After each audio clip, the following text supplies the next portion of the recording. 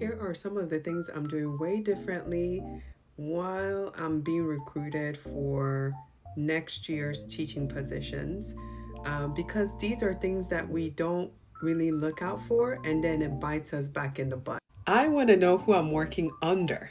That does not mean the main admin. I want to know who I report to for my lesson plans. I want to know who's supporting me. That plays a huge part because just because they hired you doesn't mean they like you or they like you being with them. They just trying to meet a quota. I learned this the hard way. How do you feel after the interview and before the interview?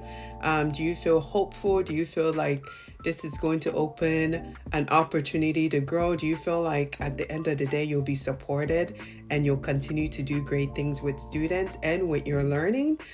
So I really check for that. And if you don't feel any of those things, it's probably not going to end well. Trust me. This might not be a game changer. It's all based on you. What's the drive like? So I have been in situations where the drive was really close and I still dreaded going there. And I've been in situations where I was really far and I didn't love it. And then conversely, I've been in places where it was far or close and I loved going there. So it all starts with as you're driving towards your school, how do you feel? Like, what are your feelings? Like, do you feel like, wow, this is going to be where I reside for the next however long my contract is, or however long you see yourself working there? Or do you feel like, I don't really know what the future is going to be? Trust me, a lot of us know right off the bat. Is the pay where you want it to be? And this is a very touchy one. As educators, we do not get paid well at all.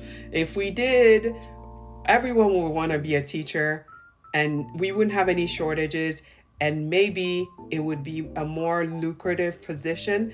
But if you become a teacher, it's because you love it. You love being an educator. Trust me when I say this, no amount of being off in the summer will make you love something you hate. Trust me. But when you talk about pay, there are just so many things you have to do as an educator that the pay does not cover. So I know of situations where people stay at schools because they get paid better than most teachers and they hate it. And because they hate it, they hate their students. And because they hate it, they hate everyone around them. And it just makes for a very bad environment to work for.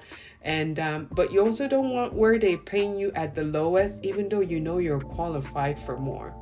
So please make sure you feel okay with those 5 things. And I trust you. Maybe teaching will never get where it needs to be, but it makes it easier to go to work every day.